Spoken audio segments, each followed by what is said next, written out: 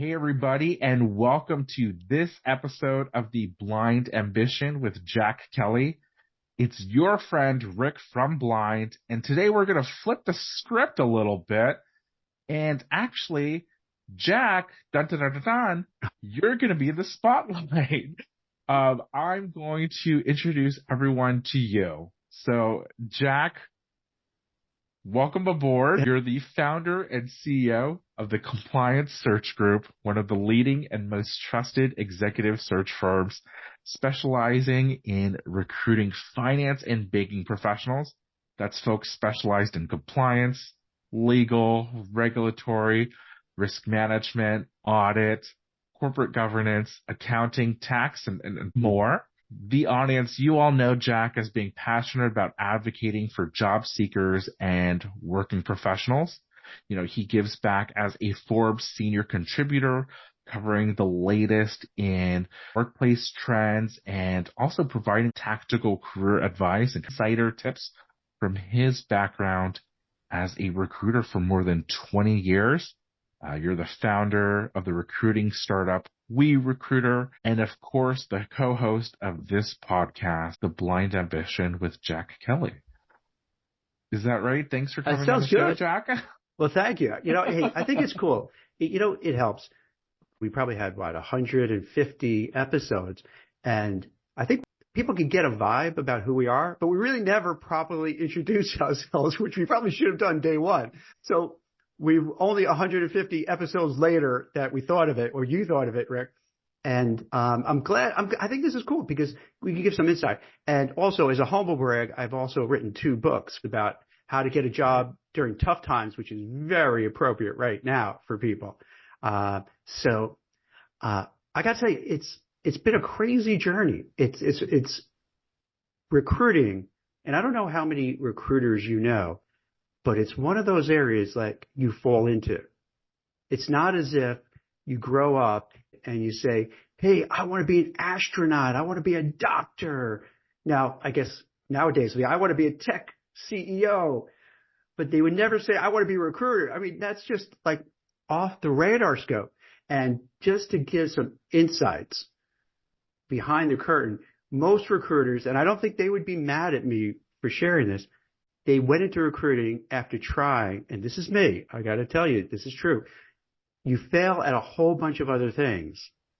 And then finally, somehow you just fall into recruiting because that's just one of the jobs that you've been trying along that continuum. And finally, for a lot of people, it clicks. And either they're super successful and they stay there for a long time, or they're like, last for a bit and then leave. I mean, I'm going to tease you and add to the dog pile if you'll allow me. Mm-hmm. But, as a PR professional, I've got to say it's got to be the same thing. Similar, yeah. No one really wakes up and says, you know what? I want to get a college degree and I want to ghostwrite for an executive or a CEO. Or I want to tell executives like what not to say when they speak with a reporter. Like very, very few and far in between in terms of kind of true ambitions for a kid or an aspiring graduate, I'd say. It is interesting how some people could know. We've had guests on the show who know at an early age what they want to do. They're coding when they're like 3 months old, and that's what they're going to be. But then others we've had, and I really respect these people who will say, hey, I tried this. Like Sean Kim from Kajabi, I remember. First guy who was saying that on this podcast was like, hey, I failed at this and failed at that. And I was dumbstruck. Like, why are you leading with failing? And he would be, well, that's how it works. You fail, you learn, you iterate, and you move forward. And it's been an eye-opening experience kind of interacting with these people. And you're right. Like, we fall into these things. I became a recruiter because I tried a bunch of other stuff, which in a way, I guess I could applaud myself for having the guts to say, hey, I'm going to try, working on Wall Street. I could try doing something else and so forth. But then if I'm not really crazy about it, to say, you know what, I'm not crazy about it. I'm going to cut my losses, or not even cut my losses, say, I want to see something else. And then in particular with recruiting, what ends up happening, you go to a recruiter, in my case, in New York City, and you meet with recruiting agency. And here's the thing that happens a lot. If you have like schmoozability and you have like a little bit of the gift of gab, they'll come back and say, Jack, have you ever considered being a recruiter? And of course, I would say, no, I never really had any thoughts of that. I didn't come for you for this. I came for some job that I was interested in on Wall Street. Right. But then they would sell you on why it's so great. But I've always had, Rick, this is really interesting. Ever since I was a kid, I don't know why. It could be because my grandpa, but I didn't even know him. He passed away. He ran a small store, right? Small, I think, shoe store. And he was like the only one in the family who was an entrepreneur. And I thought that was really cool. And it must have stuck in my mind because even as a young kid, I was like, I would want to run my own business. So then when I was kind of knocking around for a bunch of years, and when this guy, told me about recruiting, the light bulb went on. And I don't know if I've ever told you the story. So after speaking to this person about doing recruiting, I had a friend who I worked with on Wall Street. He was an analyst, and he goes, Jack, I'm very good friends with this guy, Ed Caligari, who at the time owned a very large, very successful executive search firm. And he goes, Jack, I'll introduce you, and, he'll be honest with you. I go to the guy's office, and Ed was just a gentleman, a really nice guy, completely down to earth. And I'm walking around the office, and I'm looking around. Everyone's on the phone. There's a buzz in the air. Everyone seemed like jazzed and motivated. I'm like, And so I got more interested. Then I started really talking with Ed. And honest to God, if he was like Brad Pitt or one of those like really just like amazing kind of, guys, George Clooney, I'd be honest, at that time at my age, then I would have been intimidated in saying, I don't think I'm ever going to do this. But because he was so approachable, he was so down to earth, and he was such like a regular guy that I was like, if he can do it, I can do it. And then right away, I went back to my recruiter and said, you know what? I'm going to do it. Because in my mind, I was thinking, hey, if this guy can do it, so if he can do it, why can't I? And then I started and I fell in love with it because, as you mentioned in the introduction, I really enjoy helping people. And I know that sounds so, helping people, right? But it's true because what ends up happening if like you place somebody, not only do you make money doing it, but it's like a great feeling. It's a dopamine hit because now you feel, hey, I took Rick, who was working at, ABC Widget Company, unhappy, miserable. The boss is like a micromanager. I'm able to find Rick this better job, more money, more opportunity, more growth. And then like their life is changed. So I get paid. And just to let people know, I'll be very transparent. When recruiters, they get paid only when they place somebody. And it's usually about 20, 25, 30% of the base annual salary. So if you place somebody for 100,000, 200,000, 250, 300,000, and you're getting 20, 25%, that's a lot of money coming in.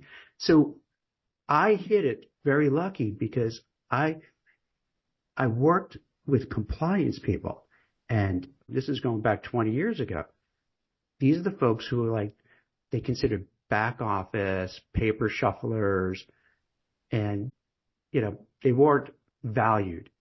And I was thinking, instead of, and this might be kind of a takeaway lesson for people, instead of going after like investment bankers that are sexier or the traders that were sexier, I figured, wait, why knock my head against the wall fighting against all these others where this space is kind of underserved, no one's really paying attention to it, so maybe I could come in there and really be the big shot there. And sure enough, I moved in there. It was a sleepy area. I was able to really build. And then I lucked out because this became the time when there's just all these issues on Wall Street, all these problems. So compliance all of a sudden became so important because they felt like, hey, insider trading. They had to put in anti-money laundering KYC because you had 9/11 terrorists, were funneling money to do bad stuff. And so sometimes you're just lucky. So it was just a straight up rocket ship where there was just so much demand. It was unbelievable. And it's like, this is amazing. How did I fall into this? It's so crazy. So it's weird how these careers go, where sometimes you're in the right place. Like I'll share this with a lot of job seekers that, a lot of times you're in the wrong place at the wrong time and it sucks. But every once in a while, you get in the right place at the right time and it clicks, and then you're golden, and then it works. I mean, I kind of want to break that down a little bit because it seems that, in broad strokes, you talk about how you kind of accidentally landed into recruiting and executive search, but it seems like you had the hard skills underlying, right? Where there was a mentor that brought you along, showed you the ropes of the business, almost like an apprenticeship. And through your personal experience and your curative entrepreneurialism, that you found this green space in terms of, well, no one cares about this back office or no one cares about this whole job function. I'm going to specialize and focus there because no one else is doing it. I'm going to serve that community.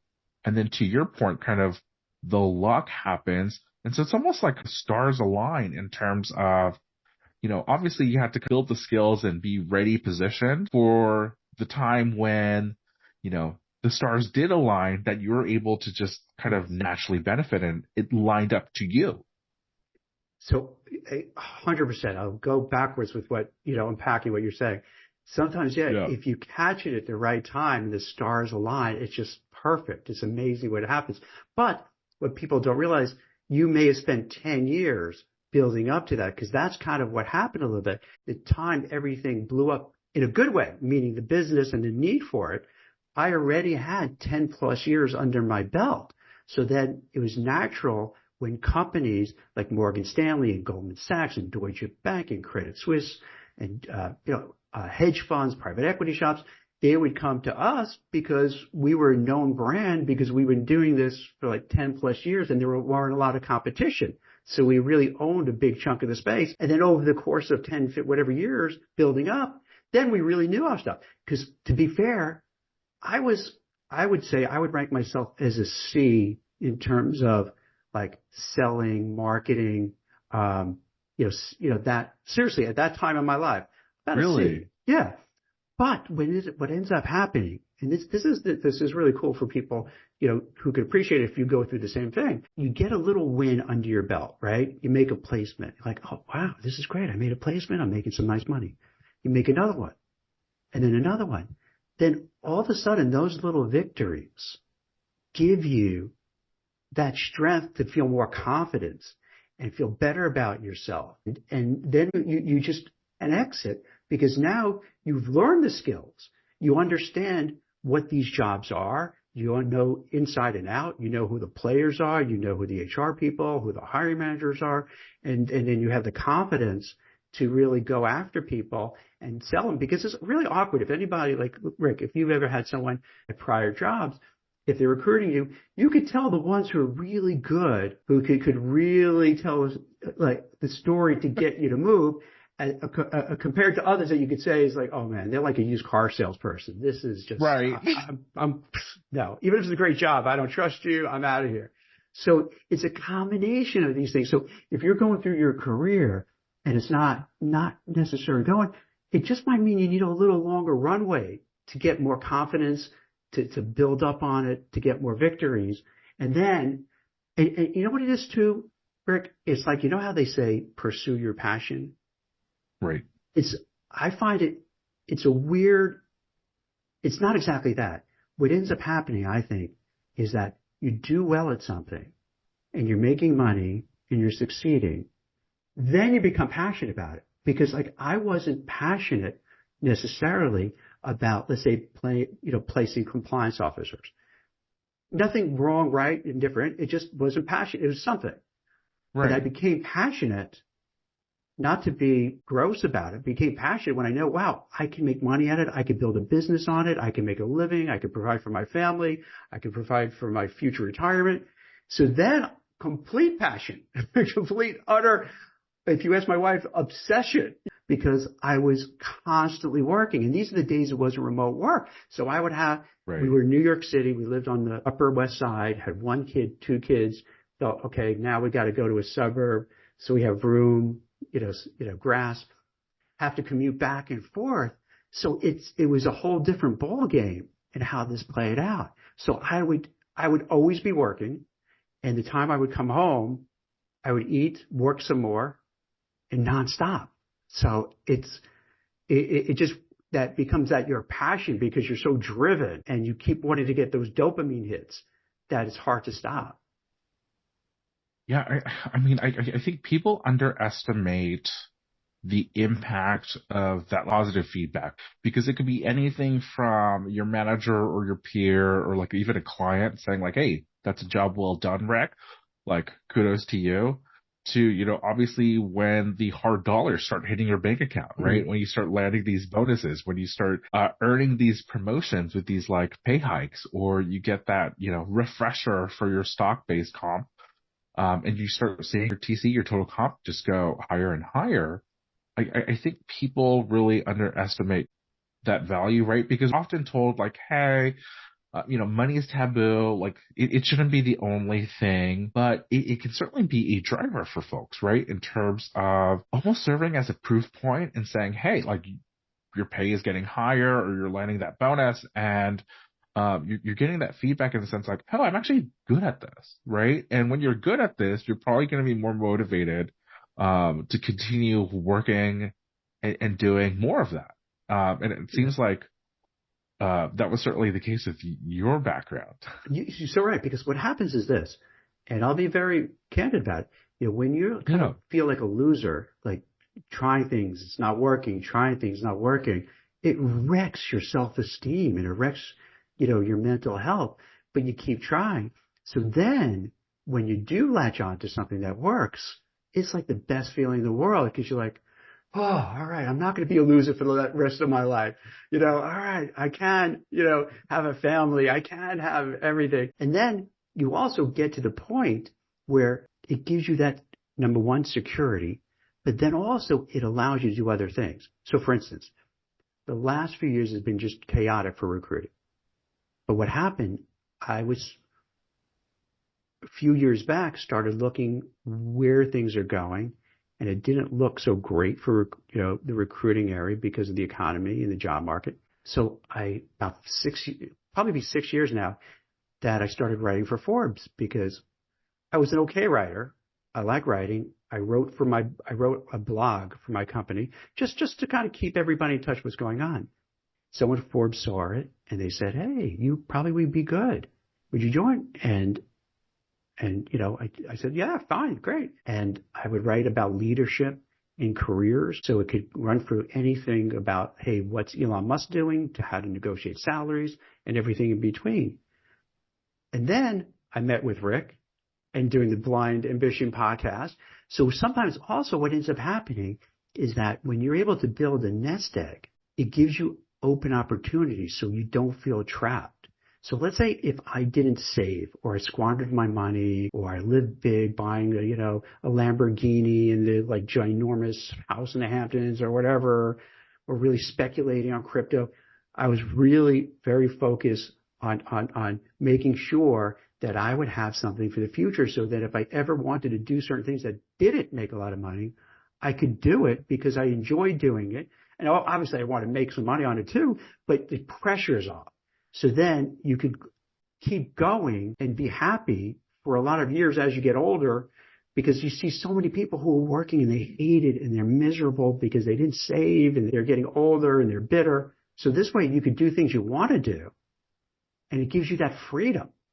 And having that freedom is just amazing. I think a lot of folks, they tend to get into this habit or this mind of thinking money is almost like points in a video game, right? Where you're accumulating it for the sake of accumulating it. And maybe there's a sense for some folks, like just generally more is better than less.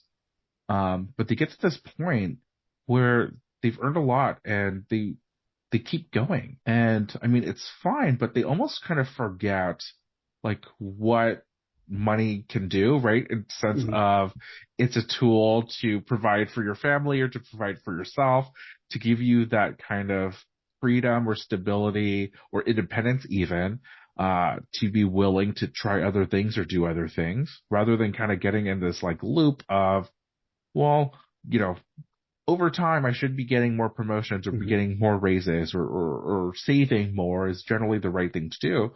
But it's almost like you're stuck with the process rather than what it can unlock. And I really appreciate that reminder in sense of, yeah, actually, maybe you should kind of work up and earn that money and then branch out in your career, find those passions or go deeper into those passions. Absolutely. And then you can always return back too, because you still have those Right. muscle memory for that. So it's not as if you have to close the door. So then you have more options and know that, all right, if everything comes to a stop, I'm still cool. I'm still okay. And I don't have to worry. And that helps out with your career too, because you know, when you deal with people who are financially insecure about their job, sometimes they're the hardest to deal with because they're so frantic, and understandably so. And then it's hard for them, particularly when they interview, it's hard for them to come across well because they're so nervous, they're so frantic, they're worried if I don't get this Right. job, oh my God, oh my God, oh my God, I have my kids going to college, and then you don't perform well. So I'm throwing that in because that mindset, in my opinion, is very helpful in terms of part of your whole career trajectory. Yeah, I mean, to your point, it's almost like the stakes are too high, right? And I mean, I hate to say this. I don't know about your experience as a recruiter, but, as a hiring manager, when, I'm on the other side of the table and I'm making these decisions, sometimes you can feel it Oh during yeah. the interview, right? And this might not be the best thing to say, but as the interviewer, as the hiring manager, sometimes it gives you the worst vibes, right? And they tend to do worse, and you tend to have a poor impression of the candidate. And so, in terms of setting yourself up for success, just not having that right mindset in Mhm. terms of being, I would say, like wise with your money or thrifty even, can certainly harm your professional prospects. All the time, Rick. It happens all the time. You feel it. It's just like when you ever go into a room and you just get this vibe, this feel, like either you feel like very welcome and it's great or just like something's off, Oh, poor guy, right? Yeah. right? Same thing with the candidate. They come in and you could tell they're carrying a lot of baggage and someone's going to hire them. They're like, I don't want to hire someone with a lot of baggage. There's something wrong there. Is it right, wrong? I don't know, but it impacts how well or not well you do in the interview process. Right. I mean, are there other things from your experience, 20 plus years of recruiting, giving folks like career advice, kind of or counterfactual things that folks might not know that are actually impacting how they're seen at work or how they're seen when they're applying for a job? How about this? There's this thing that I don't think many people talk about. When you have a hiring manager, you hire people from time to time. You may have all the right experiences, all the right credentials, but you may lose out to another candidate who is upbeat, who is positive, who has charisma, who has a likability factor, who resonates like this could be that go-to person. And what happens, I notice with a lot of interviews, people come in and they're very robotic. They're waiting for the Hmm. question, answer the question, get another question, answer the question. And you can't get a good feel for that. And as we talked before, sometimes people come in with that baggage and they just feel kind of toxic. The vibes are off. Yeah. But if you come in and you come across as the person who you feel good about, like the person could have small talk. So like before the interview starts, a little chit chat, a little whatever, and maybe you did some homework on the interviewer so you know that, they're a fan of, the Kansas City Chiefs or whatever it might be. So you open up a dialogue and then maybe you find something in common and now you're talking and you're laughing, you're getting a good vibe. That that is very important. And I've seen over the years the person who could do that, and the interview hiring manager really feels that connection, and they like you because you have emotion, you're excited, and you're upbeat.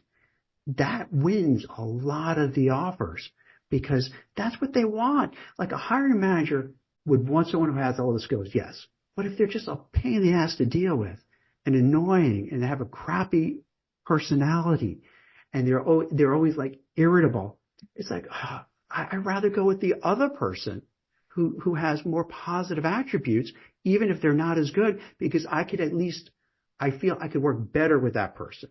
And then I could always teach them the things that they need to learn. So that's one thing I think that people don't talk enough about is how you come across, and you want to come across basically as a winner. You want to come across as someone who could get things done.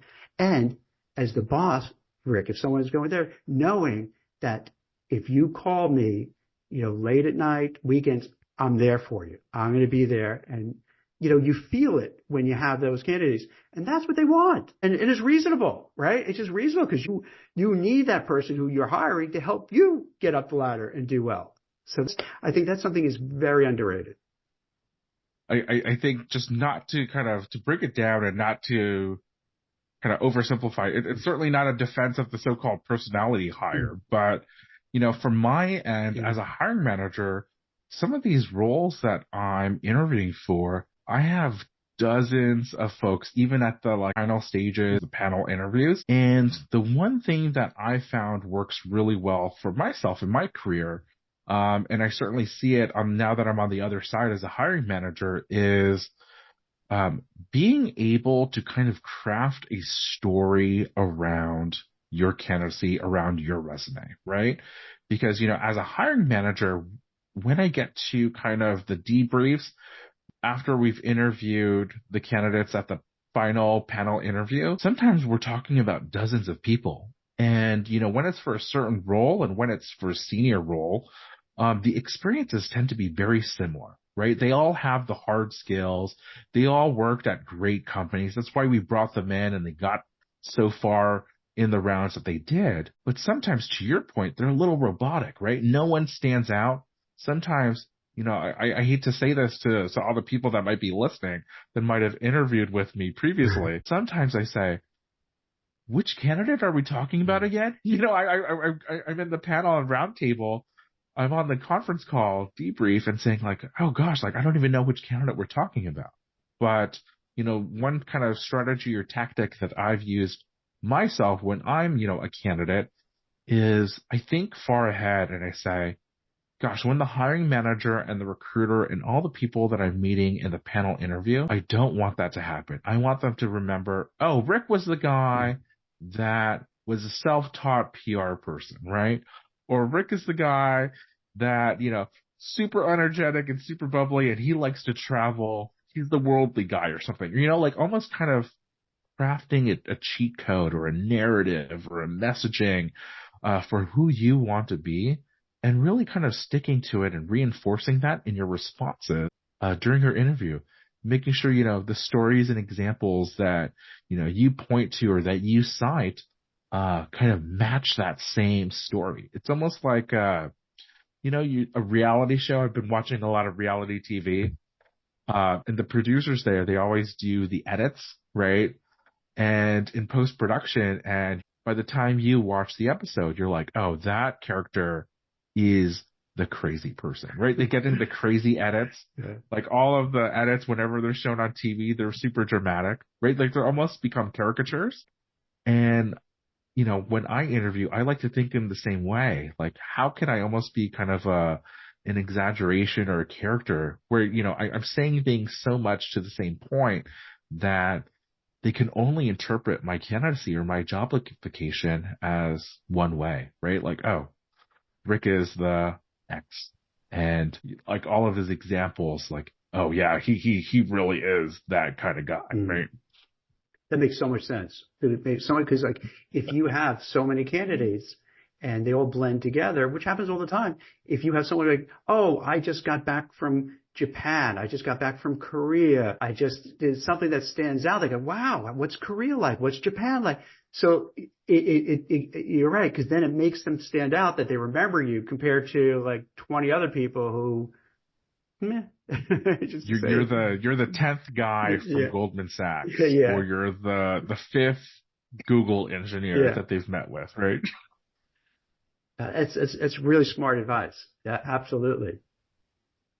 No, so Jack, I really appreciate you for being a part of the blind experience and lending your name to this podcast and continuing to give back not only to just the professionals that you work with at your firm, but also our community on blind in terms of all of that career advice and all of that support in terms of like really breaking down what the heck is going on with the career world.